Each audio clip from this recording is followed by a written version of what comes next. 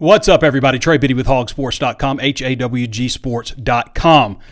So much to talk about on today's show. Obviously, we had the NFL draft. We have transfer portal news going on with basketball and football. Connor Goodson is going to hop on with us to talk a little bit about the latest going on with Arkansas basketball and the transfer portal and recruiting. And we'll discuss a few other topics as well. All that and more on today's episode of Hog Sports Live.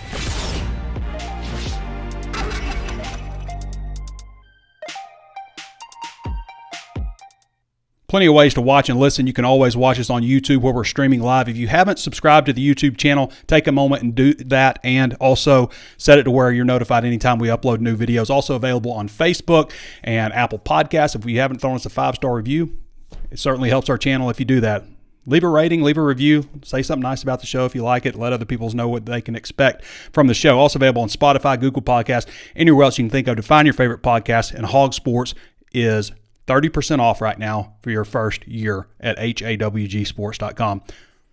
$9.95, I think, a month, or 30% off for your first year if you do the yearly option, which is a great time because there's still plenty of stuff going on. We've got 9 more spots to fill on the roster for basketball. I've got them at 78 scholarship players right now for football. The maximum there obviously is 85. Where do we want to start? You want to jump right in with Connor Goodson right off the bat?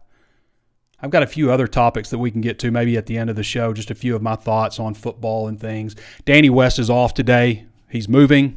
They've been renovating a house, and finally it's moving day, so we're going to let him have the day off. But we'll talk a little bit about some of the things going on in football right now. If you don't follow Connor Goodson, you can follow him at Connor Goodson on Twitter. That's ConnorGoodson. You need to follow him on Twitter if you want to keep up with all the latest basketball recruiting news and portal news and everything else going on with the team. And, of course, read his content at Hog Sports. So Arkansas currently has commitments from Carter Knox, the number 20 ranked prospect in the country, Billy Richmond, number 22 ranked prospect in the country. That was the most recent one, 6'6" forward. I like all these guys, but I really like Billy Richmond a lot. I just love what he does on defense and, just can kind of give it to you any way you want it on the offensive end. And Boogie Flan, of course, combo guard, and Zvonimir Ivisic also, the lone transfer right now in the class. Connor, how's it going? It's going good, man. Been a busy weekend, and it looks like another busy week for the Razorback basketball team. So, Connor, so far, well, let's just talk about this weekend. You had a couple of visitors in. Jonas Adu from Tennessee came in. He is the number 11 overall prospect in the transfer portal. Played at Tennessee, obviously. He averaged 11.4 points per game, 7.3 rebounds, 6'11", 241. So you had him come in this weekend, and oops, I dropped you. I got you. Technical difficulty. Yeah, and Brandon Garrison also out of Oklahoma State. Brandon is the number 21 overall prospect in the transfer portal, number 4 center, and he averaged 7.5 points per game, 5.3 rebounds last season. Mm-hmm. What can you tell us about these two guys? How did the visits go? What are we waiting on here? So it looks like we're just waiting on decisions now. It seems Brandon Garrison had already taken visits to Oklahoma and Texas. Jonas Adu was scheduled to take a visit to UNC. I had a couple people reach out to me and say that that visit looks like it might be canceled now. He's a North Carolina native, so there was a lot of smoke about him possibly, wanting to go home and play for the Tar Heels, but right now, it looks like for Adu, it's between Baylor and Arkansas. Travis Branham, the 24/7 Sports national analyst, he rescinded his crystal ball prediction of Adu to Baylor this morning. So looks like the smoke is getting a little thick for Adu and Garrison being Hogs. I'm told that it sounds like the staff hit a home run with both of these visits this weekend. Obviously, not a lot of details. Calipari's trying to keep that, under wraps on how he's treating these guys like VIPs. We've talked about it here before, but I'm told they went really well. The staff is really, really confident that both guys could end up as Hogs. And I know a lot of people were kind of concerned about both guys, the prospects of landing both guys and how that might be a little, out there and far-fetched. But I was told, the staff is going into this weekend confident that they could get both guys and that they want both guys. They're not trying to get a, one or the other type deal. And both players on the visit were kind of sold that on the prospects of playing together, and with both really kind of knew that they would be on the roster at the same time, and that they were aware of that, and it doesn't seem like it was an issue. So I'm very confident we could have some decisions here pretty soon for both guys, and I really like Arkansas's chances with both right now. Well, I like the idea of 7'2", 6'11", and 6'11", which these three would give you with a Visich. I'm hearing it's like getting picked up at the airport, like very VIP, like blacked out SUVs, like almost like FBI looking style, and like blacked out windows and stuff like that. Like that's how I'm hearing like the trip starts for these guys. So I'm not sure what all goes on beyond that, but just from people that have kind of spotted some things, that's what I'm hearing right now on how the trips are starting. So yeah, it's from what I've gathered, it's very like they're trying to keep it as in-house and kind of just, it's almost like Secret Service with the president. You're moving from one location to the other, and nobody really knows what goes on in between and like on the actual visit. But, it's very much a VIP experience, and that was part of the reason why the people that I talked to close to the staff were confident that they nailed it out of the park, because one of the guys told them that they'd never really had this kind of treatment on a visit before. So it seems like, with Calipari, we knew that he was going to do things different, and it's a different kind of it's a new era, and that looks like it's playing out in front of our eyes. So there's a few other names to keep in touch with. Obviously, there's 4 guys committed. There's 9 spots available, so a lot to do still. But let's just go over a few other guys. Let's start with Jordan Burks, former Kentucky guy in the transfer portal. Where do things stand with him? 6'9", 180 pounds, originally from Phoenix, Arizona, number 261 transfer portal player. Yeah, we talked about it a little last week. He's definitely a project type player, and he would be brought in to kind of develop over this next year or two. But he showed a lot of bright flashes at Kentucky last year in the limited playing time he got. I'm told that it's pretty much a wrap that he's going to be a Hog. Just kind of, we've been waiting for weeks now on an announcement. It sounds like Calipari is just trying to get these announcements kind of how Musselman did it, where there's a method to how you announce and when certain guys go public with their decisions. But I've been told that he's basically on board, just no official announcement yet. But really talented guy. He just, still raw, developing his game, but a lot to like with his game and the flashes that he showed last year at Kentucky. Possibly the biggest fish that they're after in the transfer portal, at least according to 24/7 Sports, would be John L. Davis, number 2 overall prospect in the transfer portal, number 1 shooting guard. This guy averaged for Florida Atlantic last year, averaged 18 points per game, 18.2 points per game, 6.3 rebounds, 41.4% from three-point range. Got to like all those numbers. Where do things stand with him right now? I know he's like also considering the NBA, so.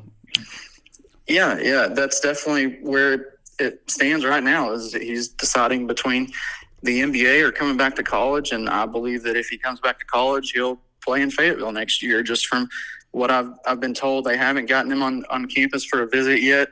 Once he gets more feedback, I'm told that process should move pretty quickly, getting him on campus. And I don't know yet if there potentially could be a decision before an official visit. I know that's not usually how things happen, but it's not out of the realm of possibility that could happen. I was told that he did get some significant feedback this weekend, which may help hurry that decision process up.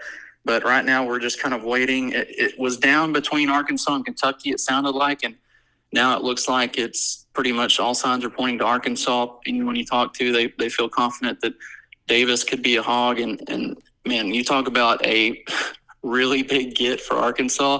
That's the big fish, and that's the kind of guy that you hired Calipari to go out and get, is one of the top players in the portal, and he is the top available player right now, and would easily become a fan favorite. I mean, 6 rebounds a game for a guard like that. You just salivating over the possibility of him being a Hog is definitely what a lot of fans will be doing.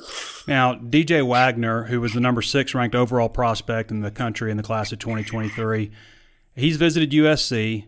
He could visit Arkansas. He's a number 31 transfer portal player in this class, number 6 point guard right now, averaged 9.9 points, 3.3 assists, 1.9 rebounds last year for Kentucky. Is he going to visit Arkansas? Where do things stand right now? I've been told that there's still a plan for him to visit Arkansas, but it's been so quiet with his recruitment and process. A lot of people thought that this was going to be a pretty straightforward thing with his connections to Cal and how much Cal really liked him last year and, played him through his struggles throughout the SEC season.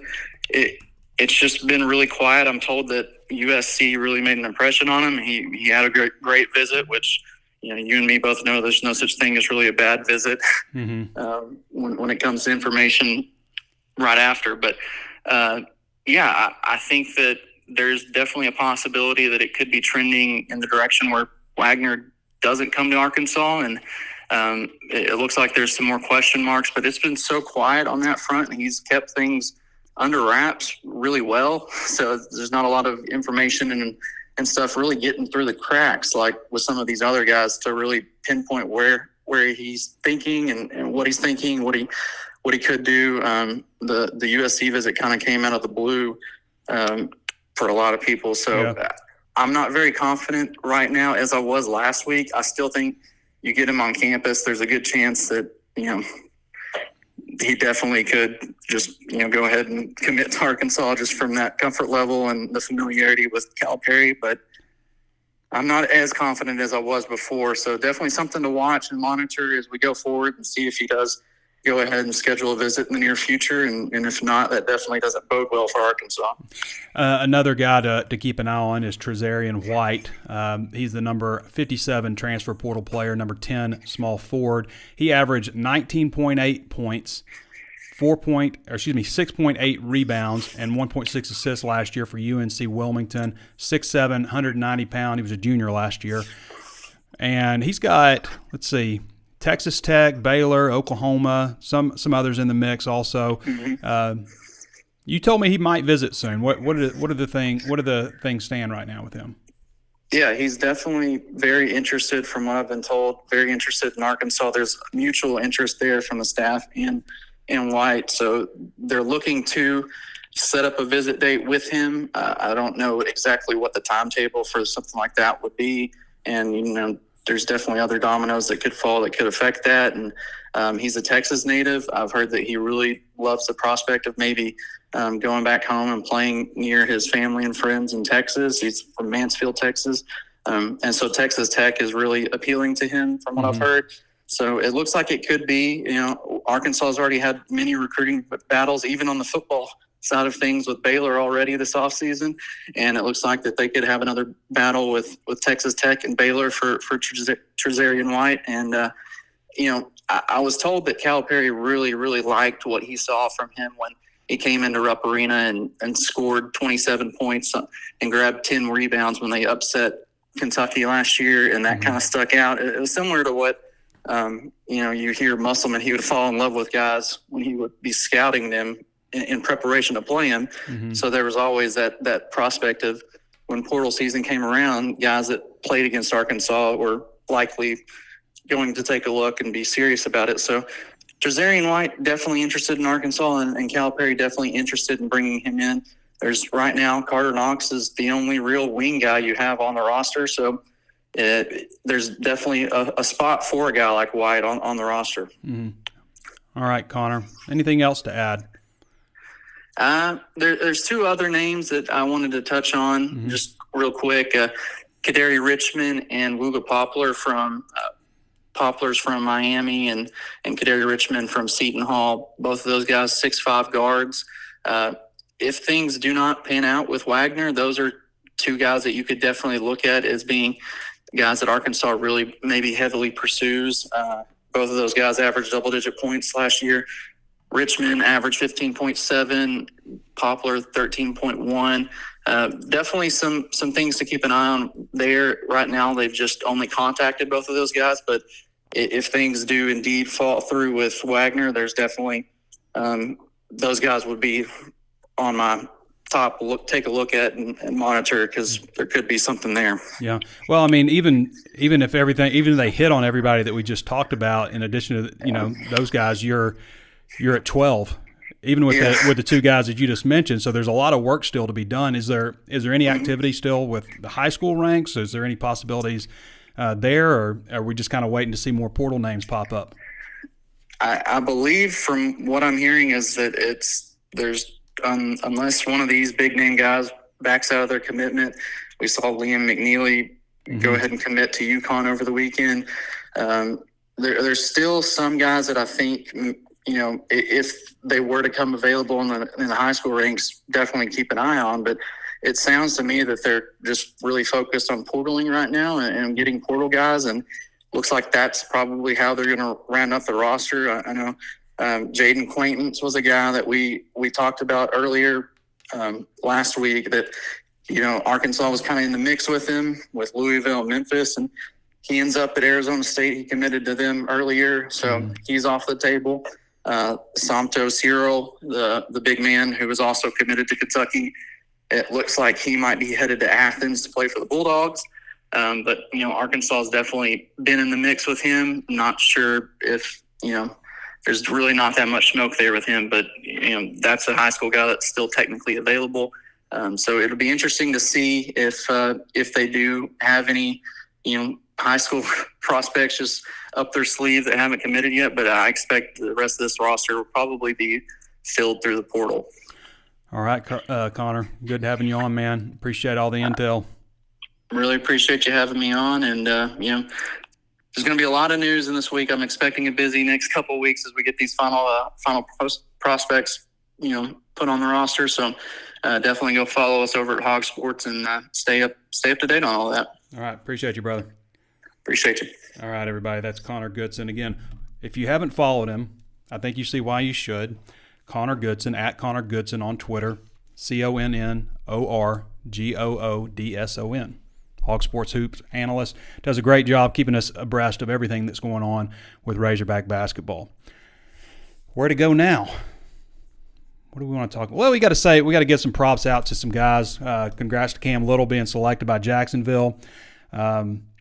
He was, number 212 overall in the 6th round. 274th Razorback to be drafted since 1936. The 5th place kicker to be drafted from Arkansas. So congratulations to Cam Little. I think he might have been able to make more money if he'd have stuck around, but I understand. Living out your dream, going to the NFL. Cam Little's probably one of my favorite all-time Razorbacks. Probably my favorite kicker. Kickers always use a little weird. Sorry. You are. Bo Limmer, congrats to him. The 41st pick in the 6th round of the 2024 NFL Draft to the Los Angeles Rams, number 217 overall. So he went just 5 picks after Cam Little. Short run on Razorback players. The only 2 guys that were drafted. But congratulations to Bo Limmer. Only 2 Razorbacks to get drafted this year. So let's see. As far as things go right now, and plenty of others, that have signed free agent deals. As far as things go right now, the latest transfer portal news with Arkansas is Anthony Switzer committing out of Utah State, defensive back. He's from Arkansas originally, played at Arkansas State before Utah State. We're expecting him to work in at that nickel position, which Arkansas calls the hog, which they called the star at Utah State. He had 83 tackles last year, a very active player. He'll compete with Danico Slaughter. And again, watch out for Tevis Metcalf, the freshman there. Watch out for Tevis Metcalf. Obviously, it was an interesting situation with Snacks Johnson hitting the portal, but I've said this before. I'm going to say it again.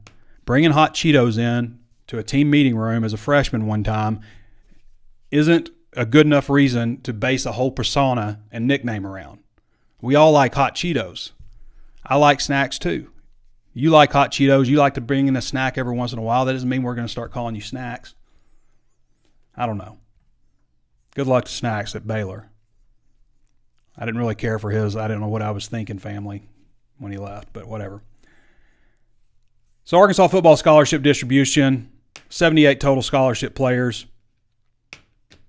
I mean, they got work to do. They got 7 spots open, and I don't know, it didn't feel like there's just been a whole lot of movement here, but we'll talk to Danny West when we get him back. Again, he's moving today, so we're going to let him focus on that. I know moving is hard. I mean, I feel like, you're in a constant fight with everybody.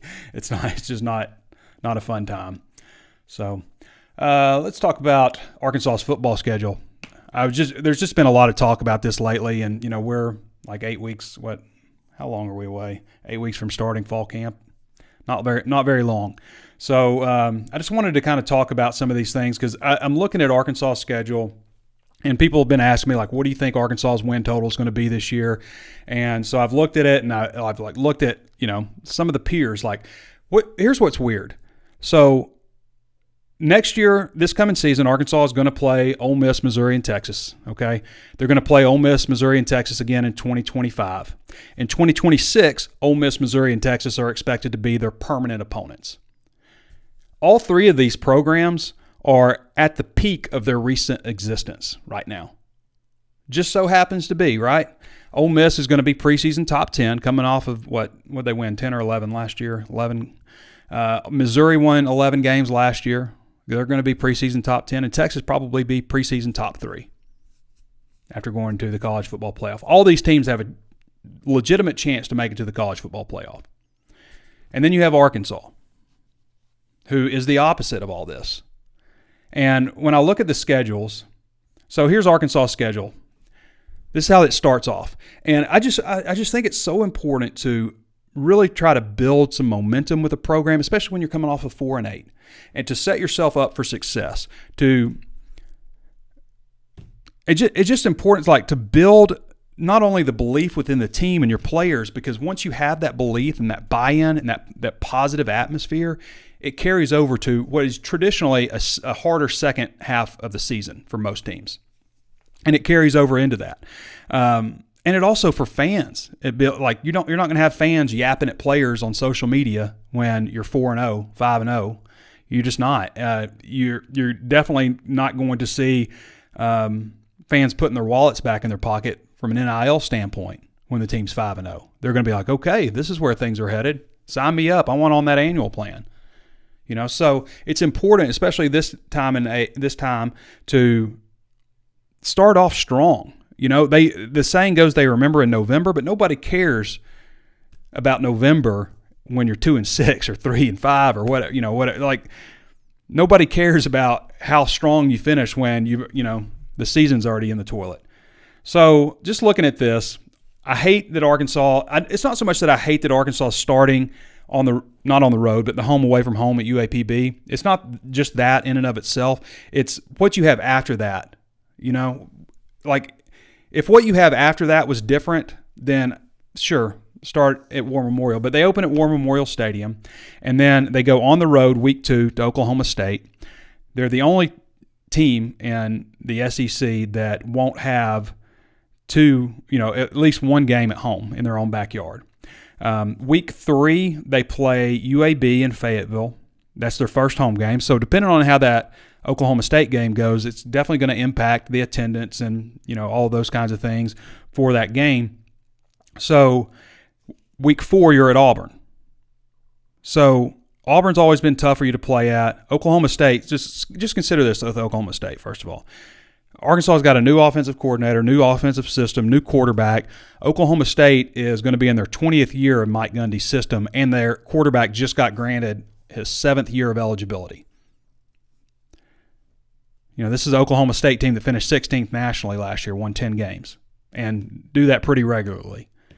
So UAB after that, then you're on the road to Auburn, and then you're off to Arlington, where you've lost 8 of the last 9.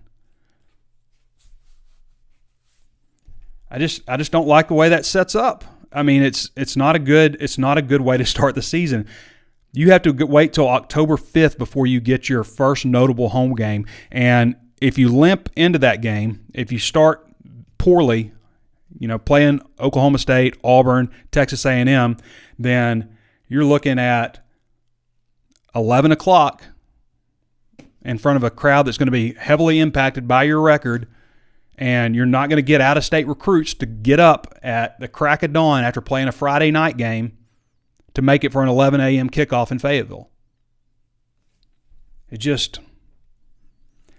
However, if you can overcome some of this stuff, if you can, maybe win 2 of those 3, maybe you build a little bit of momentum. There's opportunity. Hoosiers was based on a true story. That happened, kind of.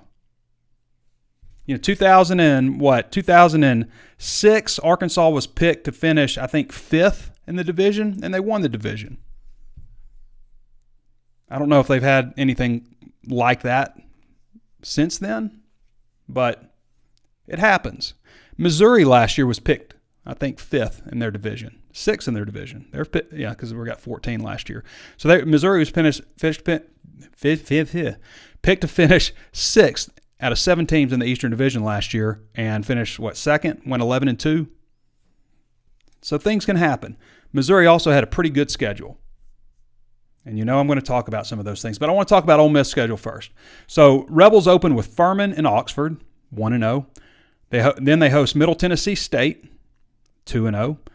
Their big non-conference Power 4 matchup, they got to go on the road to Winston-Salem to face Wake Forest, 3-0.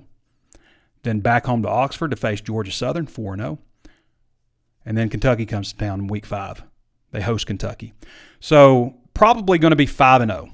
Probably will be 5-0. They're going to be preseason top 10, and they're going to be 5-0. Their first real threat is that Kentucky game.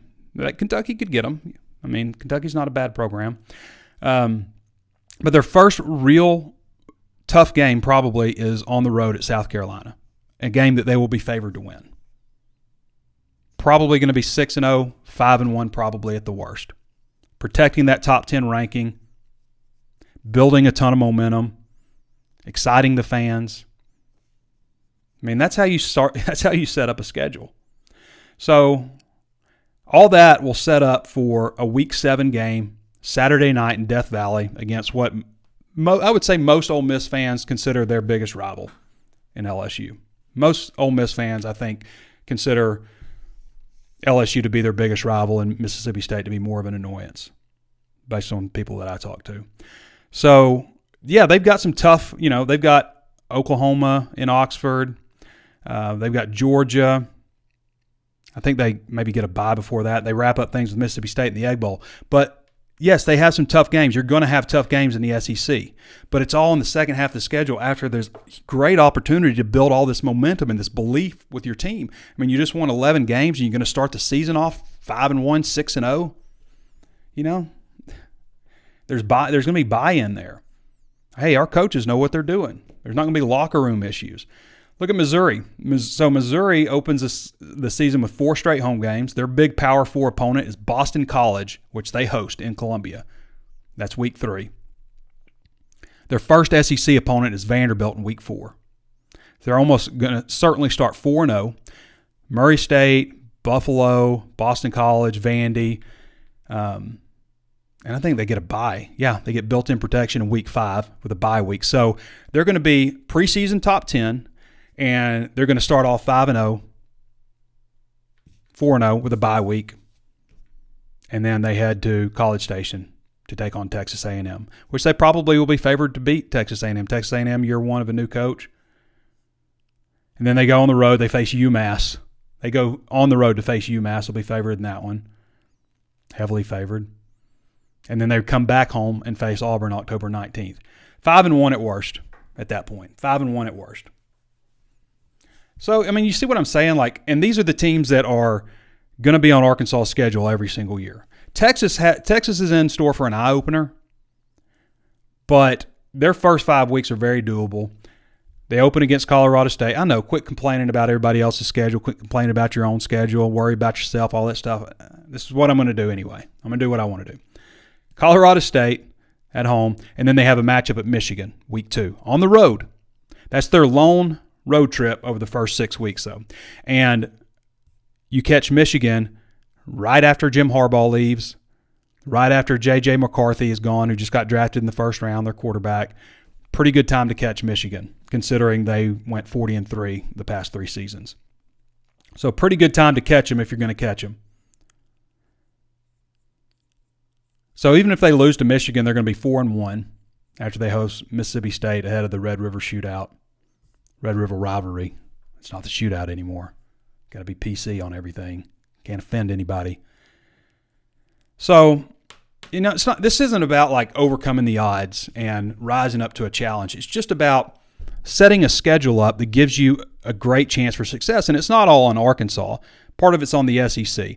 But it just seems like Missouri seems to get this thing figured out every year. I mean, last year's Missouri schedule, I'm not saying Arkansas would have gone 11-2 with that schedule, but they certainly probably would have been better than 4-8. You know, it's just they're two dramatically different looking schedules. And there's just certain things that Arkansas can do, in my opinion, to alleviate some of that with the way they schedule teams. So part of it's on Arkansas, and part of it's just, a tough draw. Anyway, just some of my opinions. Arkansas baseball getting the weekend series win over Florida, 2-1 on Friday, and then they won the first doubleheader 6-5, and then Florida snapped their 27-game home winning streak with a 9-5 win in Game 2 on Saturday. Up next, Missouri State on Tuesday at 6:30 p.m. That will be on the SEC Network Plus, and then they play Missouri State again Wednesday, May 1st, also on SEC Network Plus. This one is at 4 o'clock. So 6:30 on Tuesday, 4 o'clock on Wednesday, before traveling to Lexington to face number 8 Kentucky on Friday, Saturday, and Sunday. Those games will all be on SEC Network Plus, 5:30, 1, and 12 o'clock. So it's a big series in Lexington. Arkansas is still, I believe, number 2 behind Texas A&M on D1 baseball. Jackson McAfee has your midweek preview, so go to HawgSports.com. You can read Jackson's article previewing the matchup, pitching matchups, and all that stuff with Missouri State.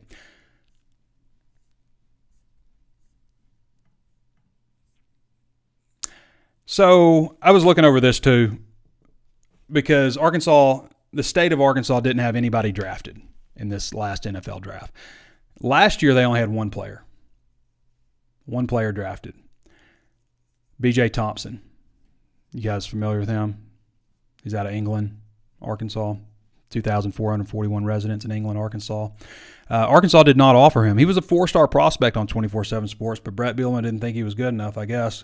Anyway, he was drafted in the 2023 NFL draft, the only Arkansan to be drafted in the last 2 drafts. That's just not good enough. This is a state of 3 million people. There should be 3 players drafted every year.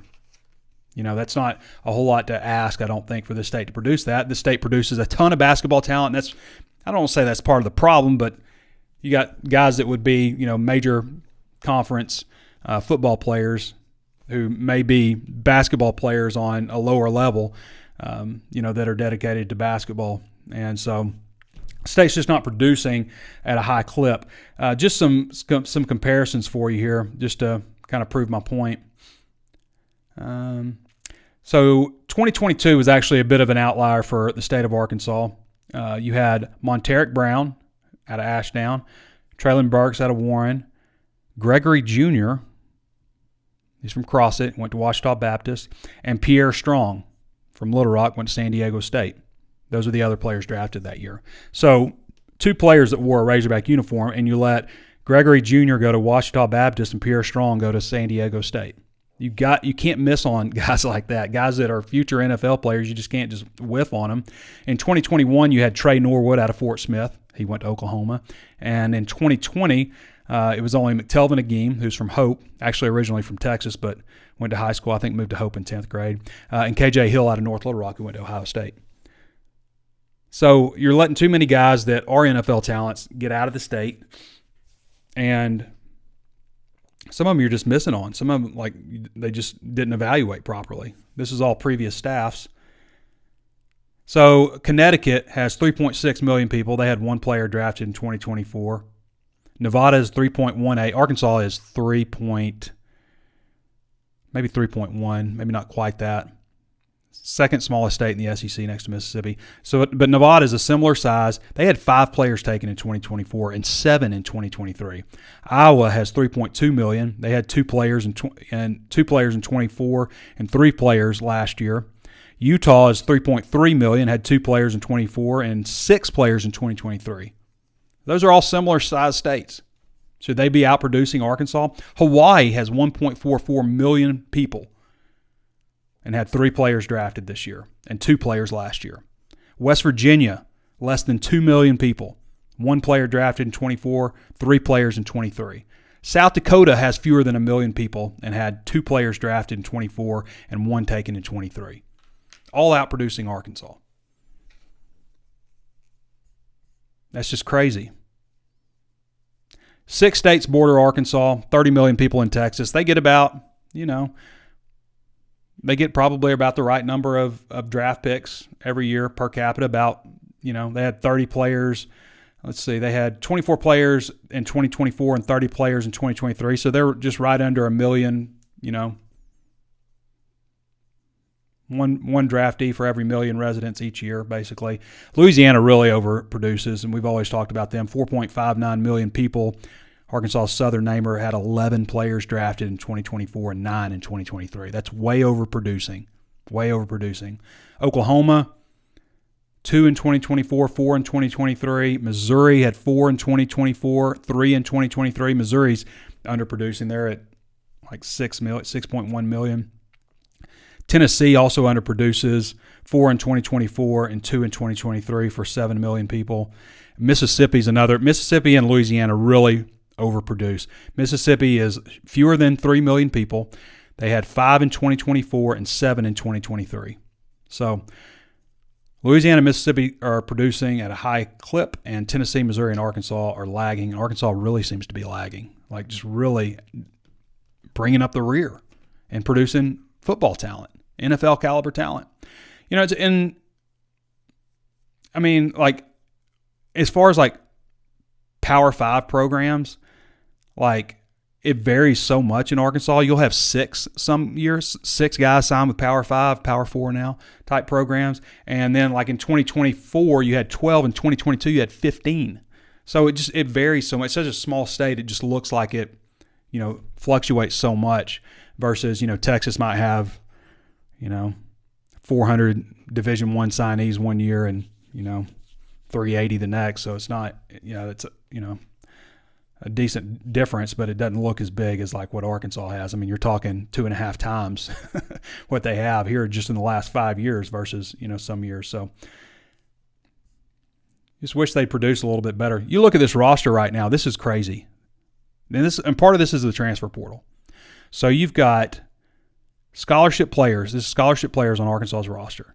There are 5 freshmen from Arkansas, 5 in the sophomore class, 2 in the junior class, and not a single one in the senior class. There's not a single in-state player in the senior class. Not a senior, not a redshirt senior, not a super senior, not a redshirt super senior. Out of the 4 divisions of seniors, there's not a single one from the state of Arkansas. That's not true. Hudson Clark. Hudson Clark is the only one. How did I miss Hudson Clark? Hudson Clark was a former walk-on, had him in a different category. So Hudson Clark and Josh Street are both former walk-ons. Josh Street's a junior. So Hudson Clark is the lone senior, former walk-on. Josh Street, hell, that's not true. Hudson Clark's not from Arkansas. Where's Hudson Clark from? He's from Texas. Yeah, he's from Highland Park, Texas. Never mind. Yep, never mind. Josh Street is from Arkansas, but he's a junior. Okay. Sorry about that. Got confused. He just seems like he's from Arkansas. So Hudson Clark is not from Arkansas. So that's, no seniors. No seniors on this roster from the state of Arkansas. That's wild. Anyway, so out of the players that still would have eligibility over the 5 recruiting classes, you had 12 who were signed from the state of Arkansas who either transferred, were kicked off the team, gave up football, or took a medical hardship. So you have 12 players who are on the roster, and you have 12 more who would have been on the roster if not for, those instances. So it's just it's weird. And a good part of it's the transfer portal, just bringing in players from other states and stuff. And why wouldn't you? Because Arkansas doesn't seem to be producing talent inside the state. I mean, there's some good guys, obviously. There's a Traylon Burks every now and then. You let Courtney Crutchfield go from inside the state last year. But you got Charlie Collins. You got some other good players from inside the state. Walker White's another one that got out of the state. So you lost some good players from inside the state. So you can't lose good players like that. All right. Should we see if we have any questions? What time is it? I've got an appointment I got to get to in a little bit. 140. Okay. I guess we got to wrap it up here.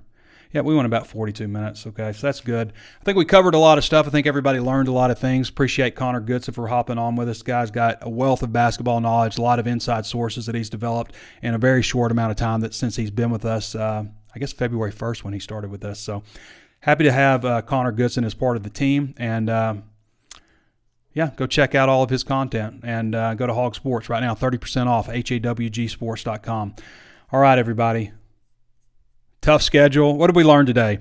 We learned there's still a lot of activity going on in the transfer portal. We didn't cover football recruiting like we want to. We'll get to Danny West here next week after he's finished moving. But a lot of stuff going on with the transfer portal in basketball. Not enough talent in the state of Arkansas being produced per capita. It's not a big state, so we don't ask a lot. It's just per capita, there's not a lot. And sometimes you're letting guys that are really good players get out of the state. Got to do a better job evaluating there. Only 12 players in the state of Arkansas on the entire 78-man scholarship roster. That's 15.1% of the roster from Arkansas. It just seems odd. And what else you got? Yeah, I think that's pretty much it. I think we covered it all. Baseball team's good. Football team has a tough schedule. Things you probably knew anyway. All right, everybody. I want to thank you for joining us. This has been Trey Biddy with HawgSports.com, and we'll catch you next time.